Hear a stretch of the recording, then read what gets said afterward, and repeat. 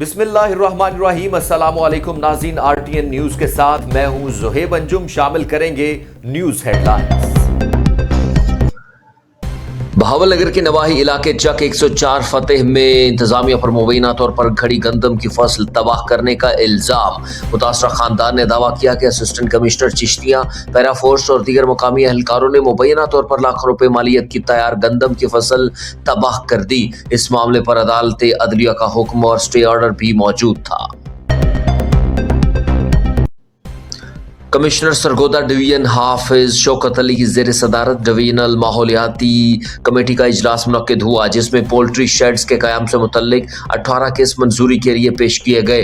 اجلاس میں assistant commissioner general جامعہ سرگودا کے ماحولیاتی ایکسپرٹ اور ڈپٹی ڈائریکٹر محکمہ ماحولیات سمیت دیگر متعلقہ افسران نے شرکت کی۔ سیف سٹی سرگودا کے جدید مانیٹرنگ سسٹم اور مربوط حکمت عملی نے شہر کے امن و امان کی صورتحال بدل کر رکھ دی۔ ڈکیتی، راہزنی اور موٹر سائیکل چوری جیسی سنگین وارداتوں میں 69% نمایاں کمی record.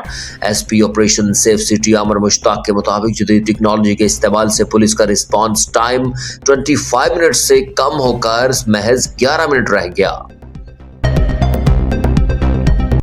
Board of intermediate and secondary education Sargodha کے زیر اہتمام میٹرک کے سالانہ امتحانات 27 مارچ سے شروع ہوں گے۔ اس سلسلے میں کمشنر سرگودا ڈویژن اور چیئرمین تعلیمی بورڈ حافظ شوکت علی کی زیر صدارت ایک اجلاس منعقد ہوا، جس میں سیکریٹری بورڈ ابو الحسن نقوی اور کنٹرولر امتحانات ڈاکٹر نذر عباس نے شرکت کی۔ پنجاب فوڈ اتھارٹی چکوال نے غیر معیاری خوراک کے خلاف کارروائی کرتے ہوئے 480 لیٹر غیر معیاری مینگو فلیور جوس تلف کر دیا۔ یہ کارروائی director general Punjab food authority کی خصوصی ہدایت پر deputy director operations food authority Chakwal Mahtab Khan کی نگرانی میں کی گئی، جس کے دوران پنجاب فوڈ اتھارٹی کی ٹیموں نے شہر کے مختلف اسٹورز اور کریانہ شاپس پر اچانک چیکنگ کی۔